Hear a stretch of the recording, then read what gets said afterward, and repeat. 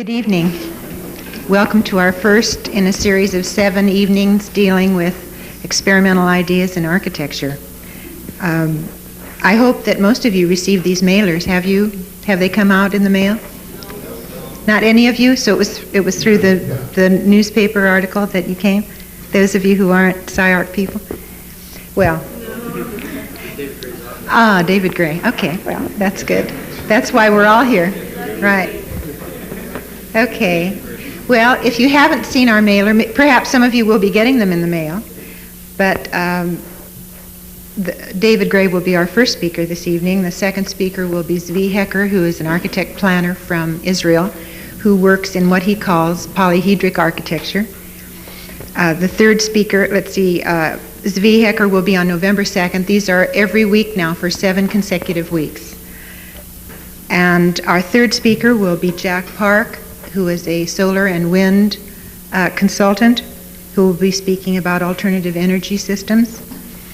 Our next Jack Park will be on November 9th, followed by Ron Heron from London of the Archigram Group. Then Tony Gwilliam, who also is from London and taught at the AA, who's now teaching at SCI-Arc in the first year. That will be November 23rd. On November 30th, we'll be welcoming back Rafael Soriano, who is an early Los Angeles architect and who's been practicing in the San Francisco Bay Area for many years now as well, and who was here last fall in our Modern Architecture LA series. And we're looking forward very much to having Rafael here with us again. I should mention that one of the reasons I wanted him to come was that he was a very early user of steel frame in his structures beginning in 1936, and so he sort of pioneered some of that work coming out of the Neutra influence. And then our final speaker on December 7th will be Conrad Voxman, who is 75 years young, as those of you who know him know. The one person who believes more than anyone I know that technology will solve all of our problems and is the answer for future problems as well. And if any of you have experienced Conrad, you know that he's a very special, it will be a very special evening with him as well. So that's the series. And I should also say that the idea of the series was stimulated to relate to the fact that we've acquired some land up in Topanga Canyon this year for experimental structures that SCI-Arc students will be working on.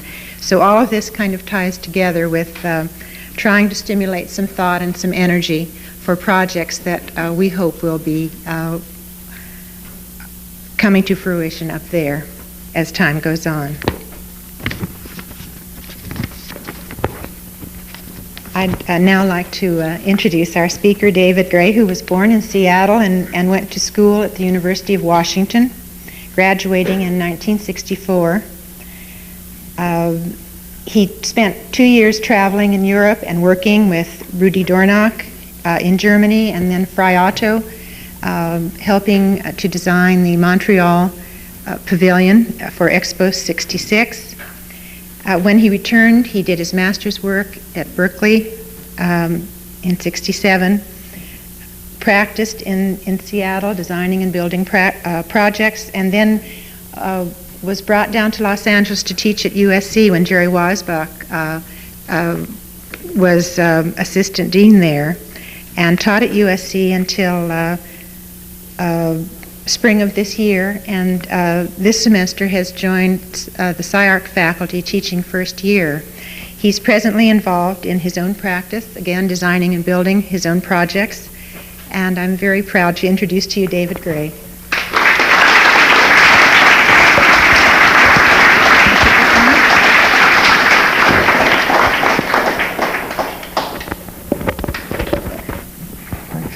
Thanks, Shelly. Being the first speaker in this series, I guess I have to ask the question, what is experimental architecture? And I think how I'd like to do it is looking back in retrospect at my work and my experiences over the last 10 years and kind of asking myself, am I really an experimental architect? Do I really deal in experimental architecture? And trying to ask the same question through the slides and through the work of what is experimental architecture or design? Is it restoration? Are those people who are restoring old buildings, are they in fact experimental architects dealing in experimental architecture? Are people who do prototypical low-income housing and deal in building systems for that, are they experimental architects? Is the old notion, the traditional notion of the architect as a builder, as the art and act of building, is that experimental architecture? Is what he does experimental? Is experimental architecture those sort of innovative and new forms that so many young and creative architects are generating, that we see in the magazines and in all the publications? Is that experimental architecture?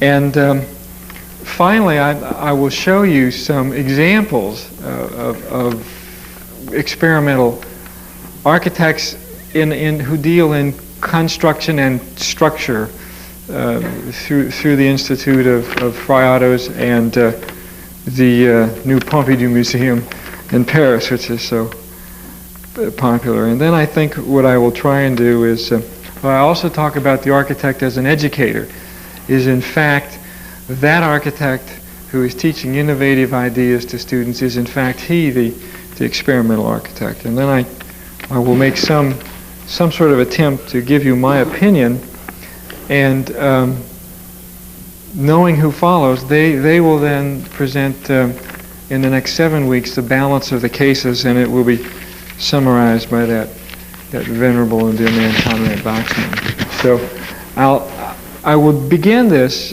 by mostly showing images on a screen and kind of repeating the question over and over again. Everything that you see will be work that I've done, except 2 projects, one at Munich, the Olympic Stadium in Munich, and the Pompidou Museum. Those I did not have a hand in doing. Okay, I guess we can begin. What do I do now? Go? Push the buttons. The first issue I would like to address is the notion of the architect as the builder. I am terribly biased, as you will find out, and those of you who know me already understand, about the notion that the original architects were those people who built and made buildings. They did them with their own hands, they built them, they saw them produced, and ultimately the art was the reality of it. And I guess I'll begin the images with a house that I did in Seattle, that the guy driving the tractor is me, and I built this house entirely by myself as an experiment to see if I could do it. So all the images will sort of reinforce the notion of the architect as a builder. The system, not terribly innovative, actually rather traditional. Some shapes in the classic sense of the formal architect. This house was done in Seattle, Washington, and it was an experiment for me in all the art and act of building. And I think it's an art with sticks, with those little 2x4s and whatever, and really learning from a kind of grassroots sense how things went together. It was done in, I can't remember, 1968 or 1969, and represents about 11 months of my time. I think then we go on to other buildings. This was a house next door to that, which I was restoring simultaneously while I was building the one above. And again, it's an act of, or a labor of love, if you will. The building is built by myself. Extending it one step further, this was actually built in Sun Valley, Idaho. All the 3 houses you see were built for myself, and they were sold because the classic architectural problem of dollars. Again, I think it's a lesson in the art and act of building, and building in an incredibly unique climate where temperatures vary from 30 below zero to 90 to 100 degrees above. I think it's really not important that the images overlap. I think they're just shapes and forms and notions of what can be done.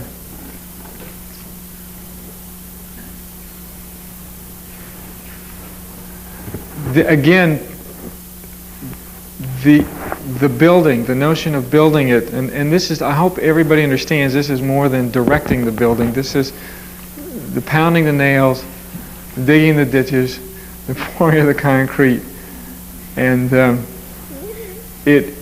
when it's all done, it's a pain in the neck when you're doing it. I mean, but it is fun. When you're all done, it's really quite a joy to stand inside and then see all your mistakes, as well as the good things.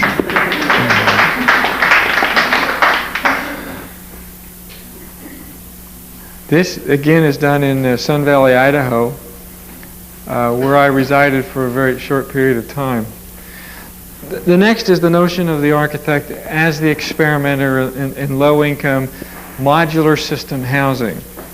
And when I was in graduate school, my master's thesis, as many were at that time at Berkeley in the 60s, with the middle 60s, with the social consciousness, was low-income housing. And I went out and said my first project will be, in fact, to build it. It's a 4x4 system with panel infills and designed to be built on sloping sites with a moderate amount of ease. I've had a partner, and we took us nine months to build it. So one really questions that whether it's really low income. And but I think, again, it reinforces the notion that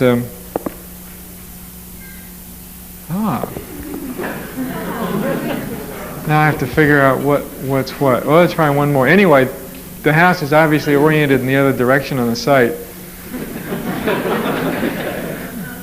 But again, let's try this, see what happens. Oh yes, we do have the 3 images sort of together. Anyway, again, it's the notion of building with systems to make an experiment to see if there is such a thing as low-cost building, and if in fact you can do it. And to make the drawings, to me, has never been enough. It always seemed to me that you had to go one step beyond to test full scale what all your ideas were. That's it. Unfortunately, these are all in a sequence now. Okay.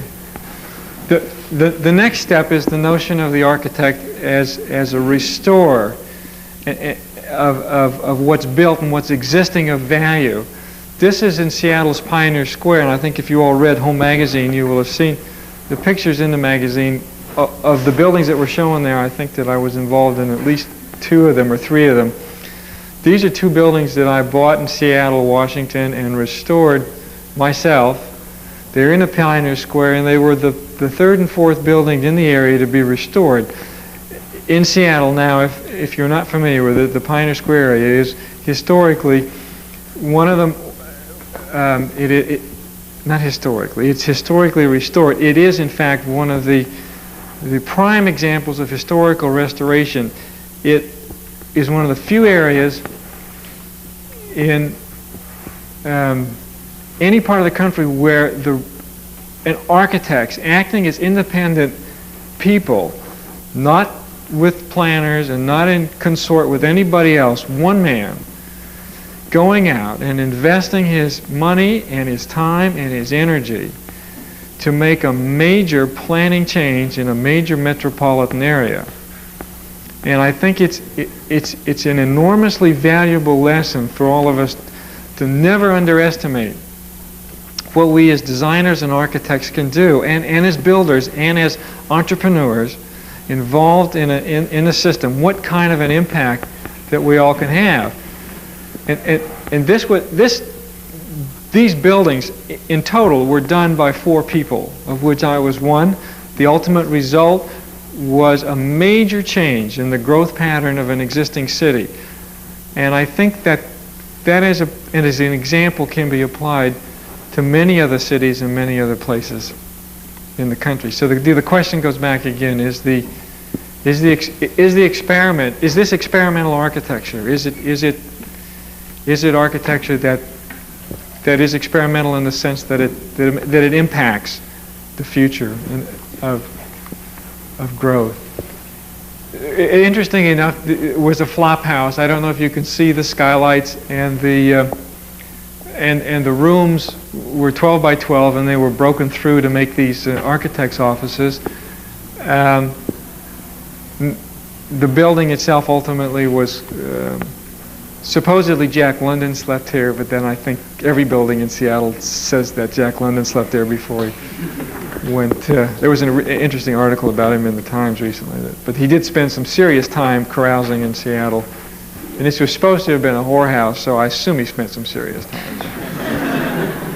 But again, it was a flop house, and the skylights were the only way of lighting these buildings. And again, it was a labor of love. This is the building next door, which did not quite have the character, so we sort of applied our own decor over the top, if you will.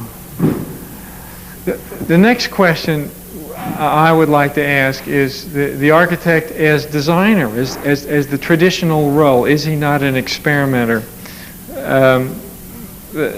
The classic architect, the architect who takes a commission in, makes a drawing, and produces a product. And these are some of the little buildings that I have done as in that classic role. Is that experimental? Is giving shape to buildings experimental? Does that make it something that we could call experimental architecture? I'm really not sure. The shapes are certainly nice. One questions the notion of it being experimental.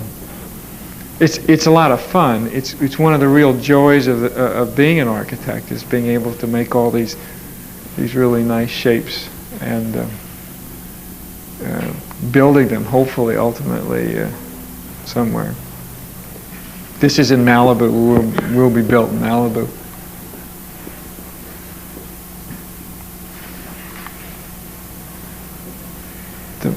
The Malibu beach and what have you. Again, the extension of the notion of the architect as the designer, as providing a service to a client and then building something for them. This is a house in the Northwest is absolutely inundated with water. You can't get away from it. Every building that you build is on the water, has a view of the water, or sticks out over it in one way or another. And this is a building that was designed and built for a client in the classic kind of Northwest tradition of wood and sensitive detailing and the kind of careful thought about light and the classic kind of Wrightian notion of what houses might be like, had the architect the opportunity to design everything. There are very few things in this house I did not design, but everything was designed for it. There is nothing that was purchased anywhere in the house. It was all done specially. It has something like 5 fireplaces and 5 bedrooms. It has ranch plank oak on the floors and custom woven carpets. It has pewter on the entrance doors and on the countertops. There are oak countertops. The windows were custom made. The hardware was imported from Europe. And it has, I can't even count the number of skylights. I think there was 30 last time I counted, but you know, I lose track of these things as well. Then the notion of the architect as the speculative adventurer. or I know John Portman would applaud, but some of my fellow architects might not. And the question is that innovative? Should the architect go one step further and begin saying, look I know what ought to be done here. I know what ought to be built. My instincts tell me that I know the answer. Why don't I do it? Why should I wait for the banker or for the developer or for somebody else to tell me what to do? I mean, I as the architect have a perception and an understanding, hopefully, of some sort of things that go on. So again, I'll try and give you the notion of the architect as the spec builder, if you excuse the expression. And this is a house in Malibu, which is nearly complete at the moment.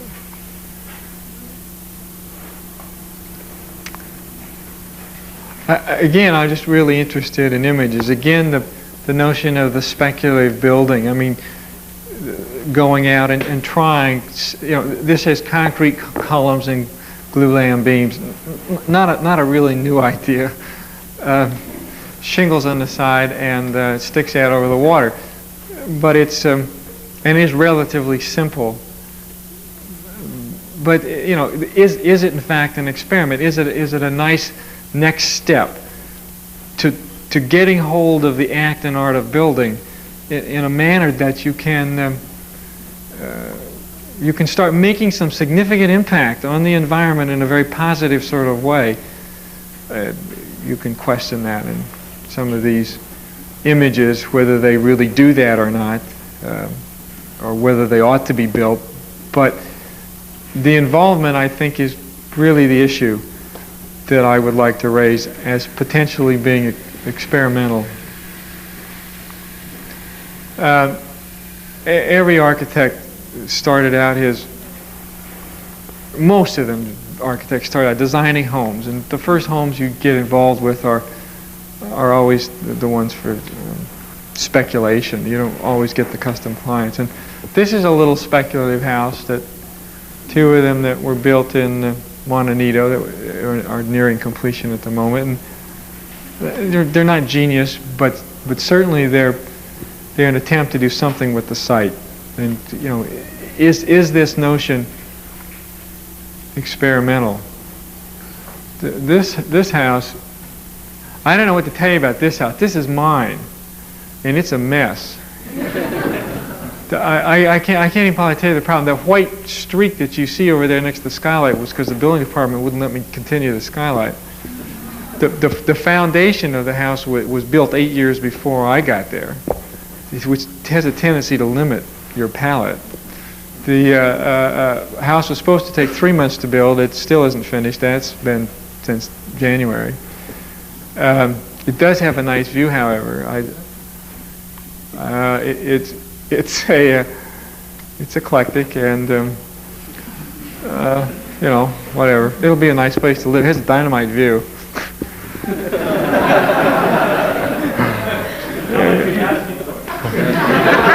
Now this house nobody gets. This is mine. I'm going to live there. Okay. One house, maybe you begin looking at the relationship of houses, and they have a tendency to start to become important. One house as it relates to another in three-dimensional space, that may be an experiment, learning about that. And these are 3 houses that are under construction right now in Malibu. And I think the question that I'm really asking is it experimental? I mean, is there anything I remember Jerry Weisbach, the former chairman of the department at USC. I designed a building and I built it, and he said, "Why did you do it?" And it was a duplex in Idaho, and I sat back trying to answer the question, and I really wasn't sure because there was nothing. Was there anything I was learning in it? That was the real essence of his question.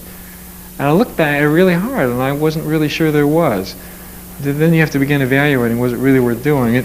In this, hopefully you learn something about the nature of housing and how it relates to the site, and how you can get people to live fairly close together and be somewhat compatible. again, it's speculative building. I own them, I designed them, I'm going to build them, and if I lose, I'm going to end up being the loser or the winner, however it turns out. But if it, for whatever it is, for better or for worse, I can't blame anybody else for it. It is in fact the result of making that conscious decision to go out and press that next dimension, to find out what it means to be totally in control and to make all the decisions yourself. Okay. The next issue I would like to raise has to do with, I happen to believe that I have had the privilege of working for one of the extraordinary architects of this century. I believe his impact in the next 25 years is going to be enormous. His name is Dr. Frey Otto, and my involvement with him was at a very unique time historically. It was at that point where he was commissioned to build his first major building. He entered a competition and he chose to make it an experiment. The whole bloody thing was an experiment, and he chose to surround him with very young architects and students. Nobody knew very much about what they were doing, and nobody had built a building of this size. So everything was an experiment, and the first phase of the experiment was a test building.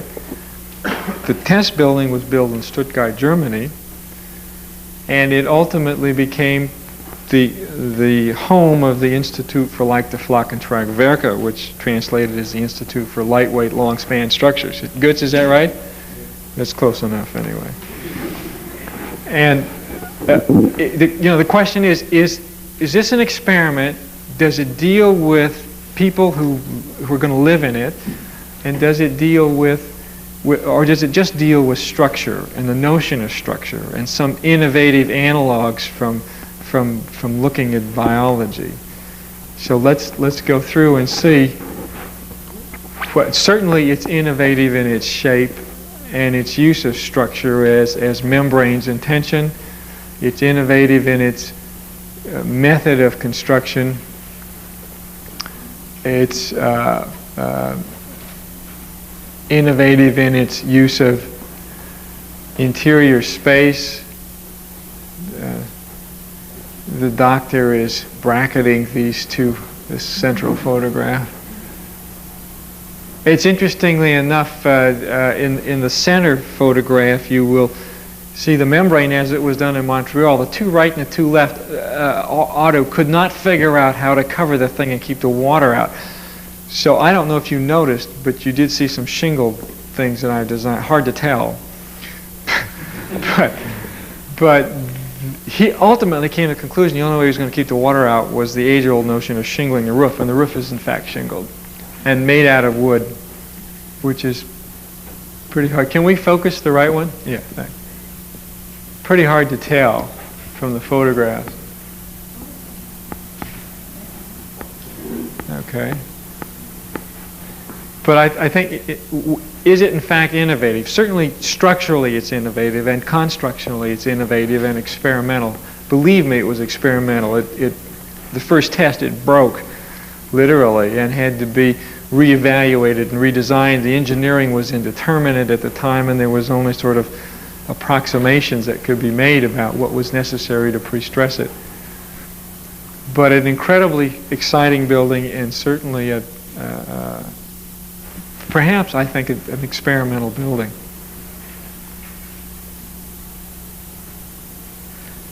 The doctor never really quite resolved how you get from the edge of these wonderful membranes to the ground. But on the other hand, he seems to have, accomplished the thing of keeping the weather out. You look carefully, you'll see the wood. We never get away from those little woody things. The wood on over the cable net is somewhat of a contradiction. I think Conrad would absolutely go wild were you to see this slide. This previous building was an experiment. Actually was a prototype test model of this building. The center was the the award-winning or competition-winning design. The right and left diagrams are plans, which are totally useless. Plans, elevation, section, the traditional tool of the architect is really totally useless. This just begins to be a drawing which sort of is notes very little information on it. The building was built from diagrams, which would never appear as elevations. And the elevation on the left is a classic example. I mean, that's a production drawing, or the production drawings were similar. We just simply sketched freehand over the top of the contract drawing. Models were the key to the success of the project, and Otto's notion was to take the model and simply make it bigger.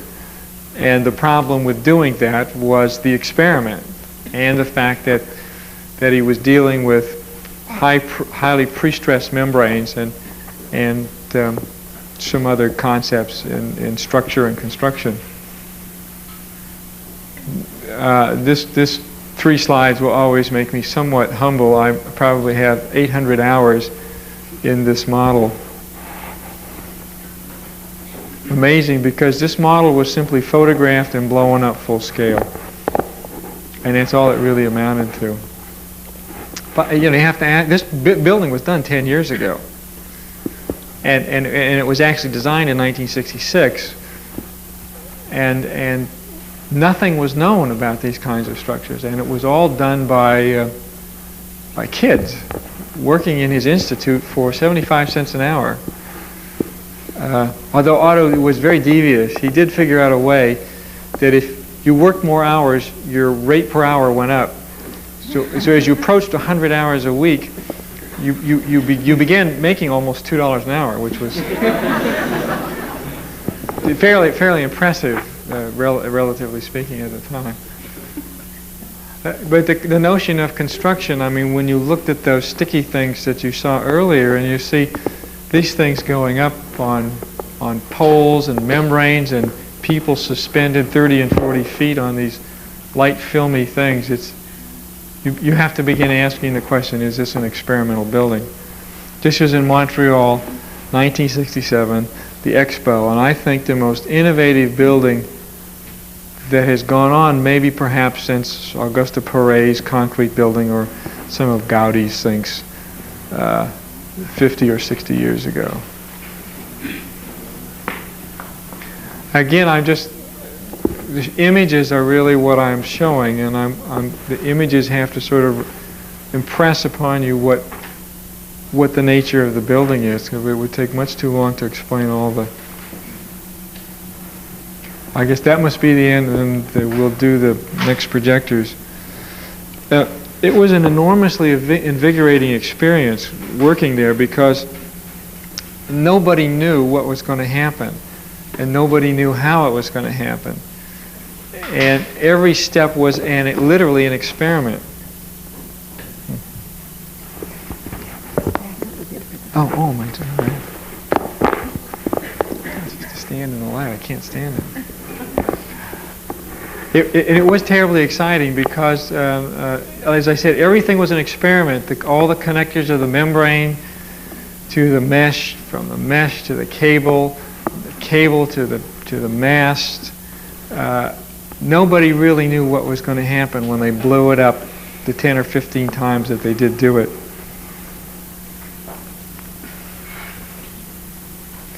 And as we all, as architects, are always concerned about, the space inside, I think, is really what can be incredibly unique. Certainly unlike any that I've been in my experience and in my travels.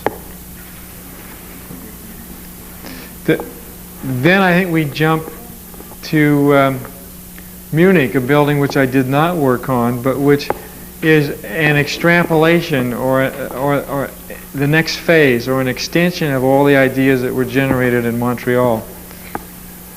And Munich has some bad memories for some of us, but it also has some pretty exciting and pretty innovative structural ideas which were applied to the Olympics.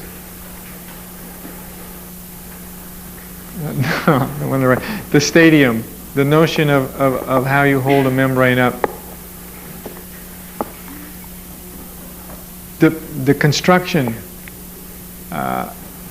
how it's enormous. I mean, I can't possibly communicate the scale of these columns and these cables that hold that stadium up. They're just monumental in size. Yet, how do you build a building that's this new? How do you tell that to a contractor? How do you tell him what to do? We're always talking about pin connections. All architects deal with pin connections. I mean, that has got to be the most amazing pin connection that I've ever seen in my life. Otto's notion was that if you resolve the pre-stressing in the membrane into edge cables, in turn connected them at the top to columns which were pinned at the bottom, the column would take the resultant of the forces and you'd only deal with compression in the column. Now, that makes sense to some and not to others. But whatever he did, he had to have a pin connection at the bottom, and I think you see the scale of that. The notion of Conrad's concept of experimental architecture and the issue of technology and how you begin to use it to lighten buildings from an energy standpoint, to make them span longer distances, to make the materials do more work, and theoretically begin to reduce the total energy. Again, just, we're used to dealing with buildings as a set of traditional details. These are certainly not traditional details, nor is there a traditional attitude about building.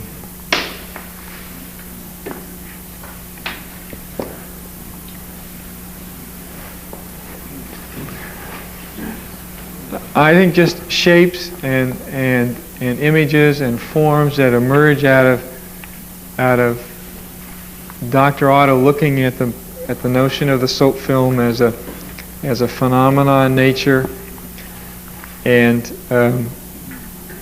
making that as an analog that may in fact apply to full-scale buildings. I mean, again, I think the shapes are unique. They're innovative. And I think it had already an enormous impact on the design of buildings in the future. But the question is that how we determine what is experimental architecture? Is it the down the road impact that it has?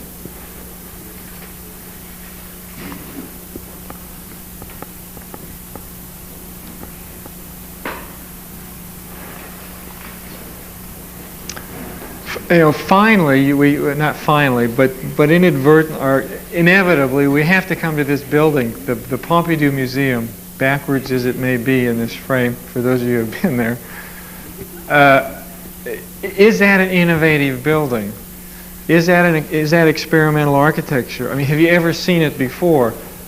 If you look at the building on the right and the building on the left, though I'm not sure you can really see it, there is in fact a very light skeleton frame. I'm going to trip on this thing. Well, you can see it in that picture over there, which is vaguely reminiscent of this. And interestingly enough, these buildings are about, I think 4 miles apart.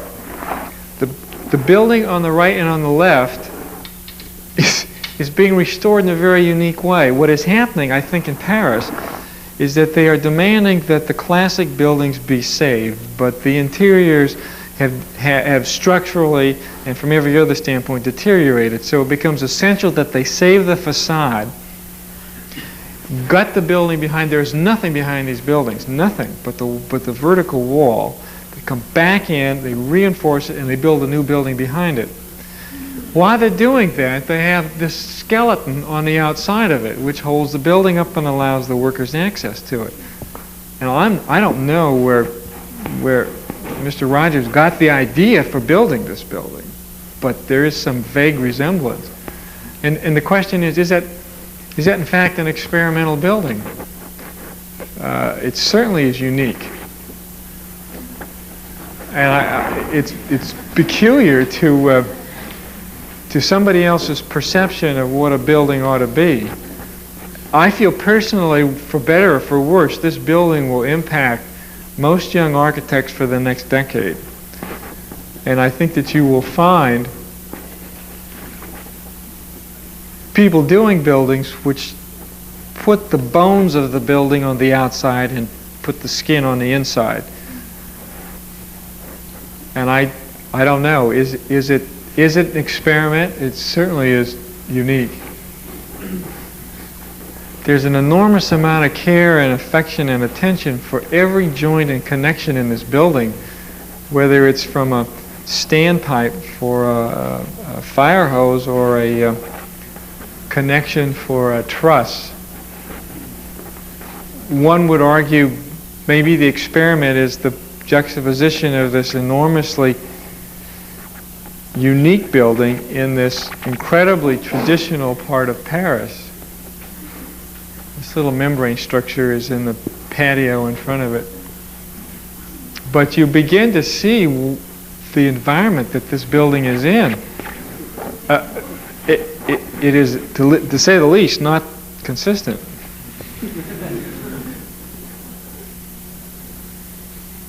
I found the tubes really nice to look at, but really very, very hot and dirty once you're inside of them.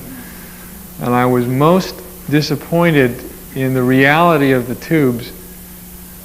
If they had been clean, and Paris is dirty like any other major city, it would probably have been a very exciting experience to travel up them and watch the city sort of unfold in front of you.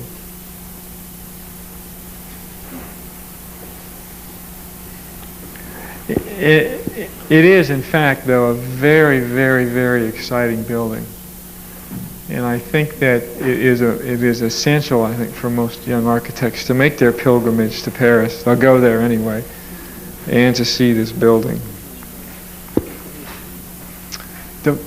I guess the final question, or what is experimental architecture, is it in education? That's a question too.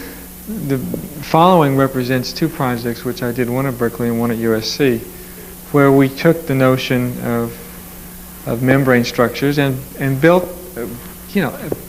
for all intents and purposes, an experimental building. Certainly one that they'd never seen in Berkeley.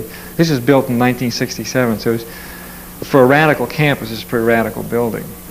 And my dear friend, good Shirley, was an advisor on this project as well. We were both at Berkeley at the same time. He happens to be here tonight. Is this an experimental building? It certainly was a lot of fun. And it certainly generated some shapes, and I think that everybody learned that you really can build anything that you want to build. I mean, it really doesn't matter. It's possible. Everything is within the realm of reality. I mean, Lord, these kids went out and found the original floats that held up the anti-submarine net to the entrance to San Francisco Harbor so that we could figure out our own pin connection for the mast. Anything was possible. You could literally do anything you wanted as long as you had sat down and figured it out. And I think the final act is the building of it. I mean, the final one, of course, is standing with it when it's all done. But it's the building of it, and I think that's a natural and consistent extension of the experience.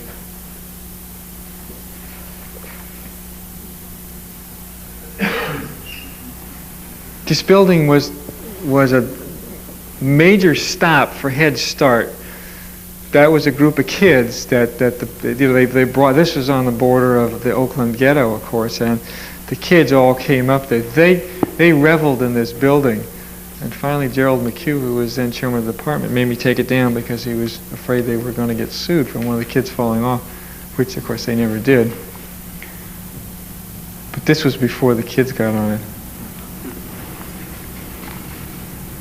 And the next. Again, I think there is some consistency in the process. What I'm really trying to show is that from the design to models to building the ultimate thing full scale, there's a process that that is consistent with Otto's work, and it's consistent with what every architect goes through, and to that final step of building at full scale. Again, those of you who've been to USC will realize the slide is backwards, but nevertheless, is this a reasonably experimental building in the act of educating?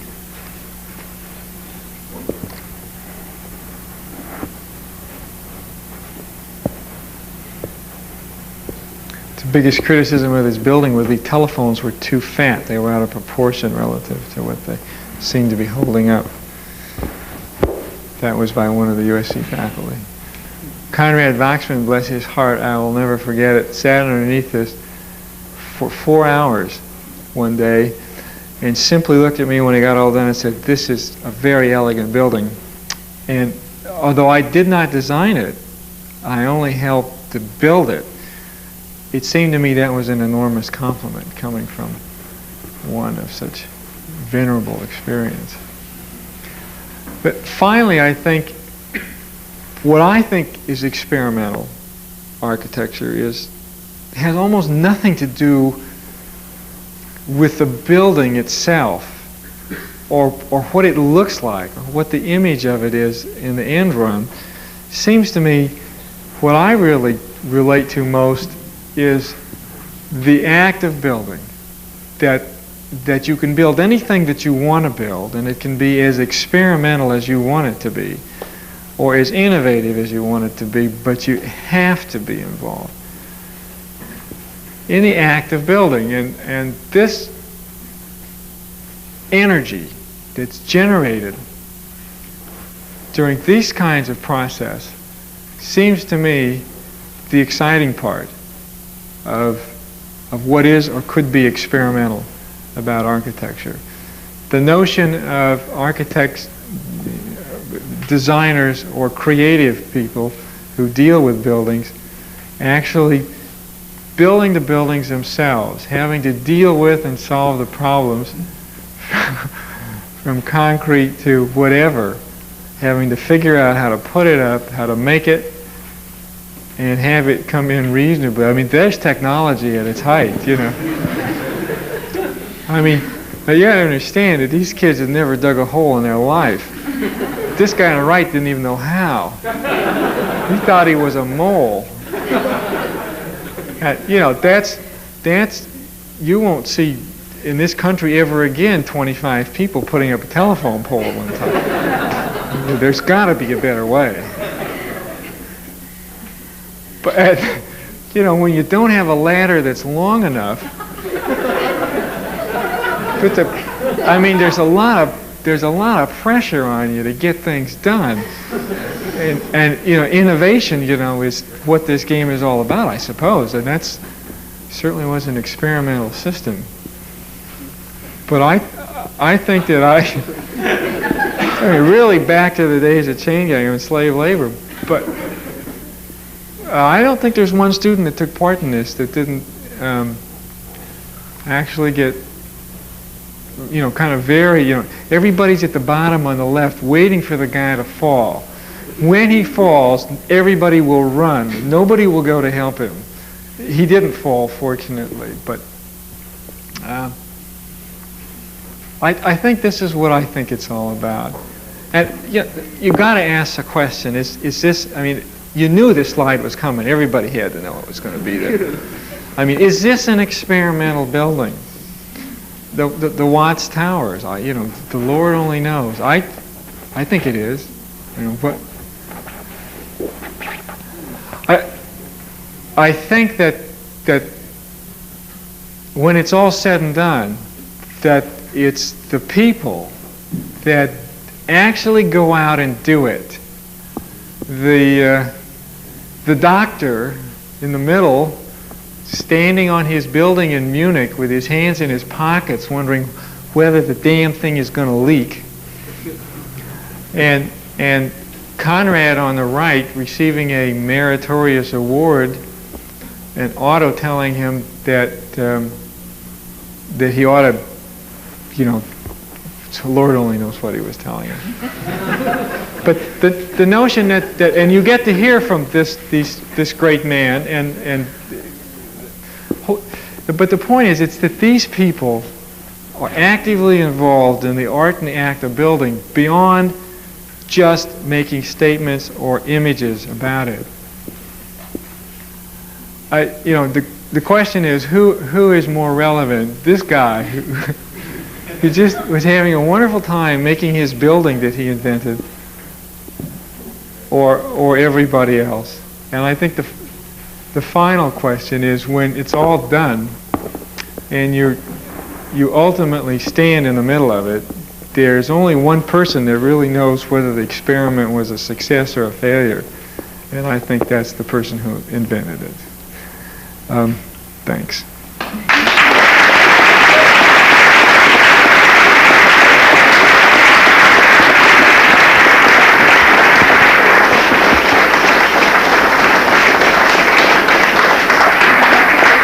Yeah, I'll answer any questions that are out there, if anybody's got anything that they want to ask. Good. I don't see anything, hands going up. Yes, I convinced everybody. Now everybody has... I knew you were going to answer that question. I don't know. I'm fascinated personally with with the issue of energy. No, but that's new, isn't it? I'm fascinated with the notion that there is a minimum energy system in building, that it encompasses the act of building, the design of the building, and the use of it, that it's a full cycle thing. What I would like very much to do, and I am convinced that it's possible, is to make minimum energy housing. And that's what I plan on attempting to doing in the immediate future, because I've built a tool that I can go out and make my experiments pretty much independent of the system that's around me. And so now it's the beginning or the threshold of a pretty exciting time. And I feel that for me is an experiment in building that's worth doing. Now, what I'll learn from that, I'm really not sure. But I'm convinced I can build more space and enclose it more economically, and make it more of a minimum energy system than what we have existing today. So that's an enormous task, and I think it's a worthwhile experiment. Does it have to be a tensor structure? Well, Otto's notion was that I had a very interesting discussion with Christopher Alexander, because a minimal surface structure, the soap film, encompasses, given a set of boundary conditions, there's one and only one shape. That is the minimal surface shape. It's as thin as a soap film, but therefore, in theory, it has the minimum energy involved to enclose that space. It also has the minimum volume because it's the minimal surface. Now, maybe if it also has the minimum energy to design it and build it and live in it, that potential is there too. And I think that's the question that I had raised a long time ago with Christopher Alexander at Berkeley, because he could figure out what the patterns were, the relationships of people that ought to exist, given his notion of the pattern language. And he thought that I could figure out the least amount of energy required to close those patterns, and we would have discovered the truth together, that it wasn't true. But it's an interesting notion, and I think it's one worth trying sometime. No more questions, Glenn? You can think of something. Come on. Okay. What kind of anchors did you use on the USC pit? Anchors. There was about 12 yards of concrete. But interesting enough, they were specially designed and organized along the shear planes of the Earth and put in a very special way. But They were sheer plates, but done in concrete. They were not dead men in the classic sense of the word. Okay. Do you find that going to the discussion, I like to say public, any incongruities in terms of, like your very experimental work, say your speculative work? You went through all these different categories of the architecture related going. Are you going to start zeroing in and concentrating on one specifically, or are you going to keep the range? Well, I think it all goes back to the question Jerry Weisbach asked when he asked, when you did it, did you do anything? Did you try anything new, and did you invent anything from it? I mean, was there some reason to do it that seemed important? And I'd have to say that's the question that every architect, builder, designer, whatever you want to call yourself, has to ask. Did you do anything? Did you have a hypothesis or a question that you needed to know? It was a need to know, and you went out and did it, and then you learned what it was, and then you did something else. And that's the question I would ask. I would ask that of any building. And I think that you saw in my own work a kind of serious question I'm raising. I'm looking at it myself and asking myself the same question. Was it valuable? Was it important? Did you learn anything? And did it give you what you wanted to get? For me, there's a lot of no's in there, unfortunately. There's a few yeses. I guess that makes it worthwhile, but there's an awful lot of no's, too. That's a hard question to ask.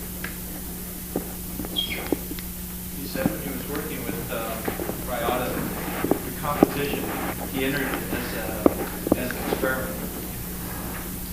The composition of the tension structure. He had done some membranes prior to that. In fact, Gert Shirley was involved in one of the most successful ones in Lausanne. And so he had some experience, but he'd never done a building of quite this scale. And he made that little fishnet model, and he shoved it into the competition. And I know in my gut that he did not know whether he was going to be able to build that thing.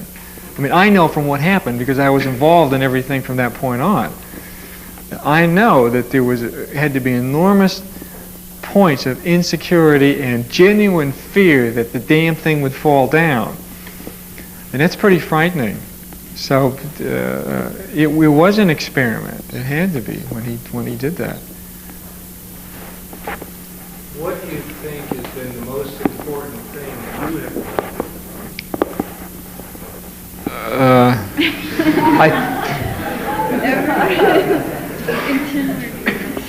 I think that's what I tried to say tonight, that it's essential that this business that we are in, or whatever you want to call it, I would like to call it it's the art of building. What I have learned in the last 10 years is that we come historically from builders, from people who made buildings.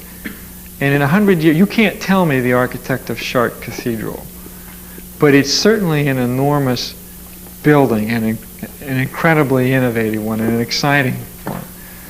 So it's not relevant except as an act and art of building. And that's, I think, what I've learned.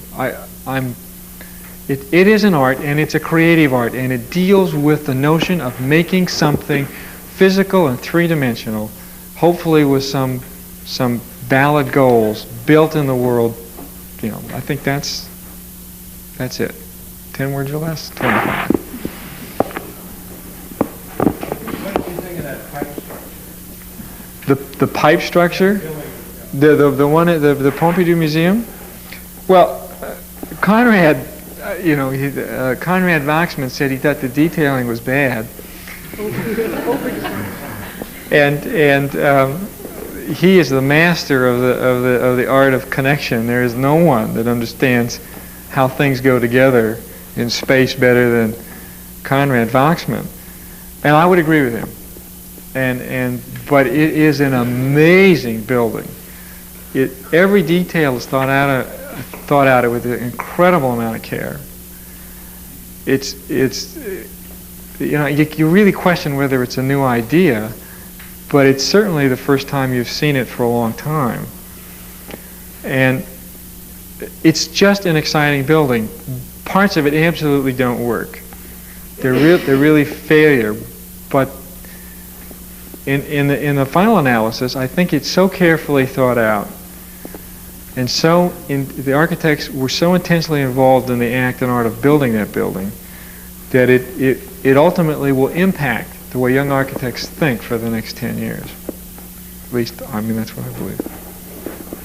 Dave, how do you relate that building to a steam plant, for instance? Valley steam plant? Well, I find that, what's that one that's down at the bottom of the airport along the ocean? What is that? I think that's a dynamite building.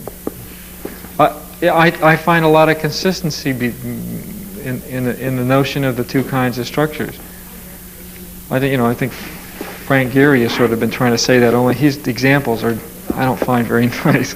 But I like the steam plant down there. Would you comment on the idea, I assume that we're gathered here to discuss experimental architecture. Would you comment on what you see in the vision, the way of problems, with these young people going ahead with, God knows we need new innovation in architecture, and the bureaucracy that's going to stand right down there to either allow them to go ahead with something that's experimental or block them because of the antiquated building codes and other bureaucratic processes you have to overcome. Well, it's interesting because I do a lot of building, and because I deal with the building department almost daily. I have to be there 8 o'clock tomorrow morning. I am absolutely convinced, if I can present my case in a clear way, alleviate them of all responsibility, that I can build literally whatever I want to build. And it's a matter of understanding. I really believe the building department genuinely believes they're protecting the public health and safety. And as long as you're not making a negative impact on the public health and safety, I'm convinced that you can build literally anything that you want to build. So, That's why you have your skylight in your house? well, that's...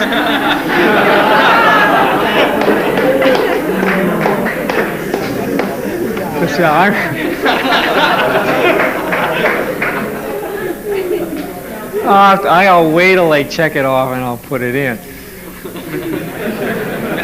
That's a good point, and I'm not sure that I can really argue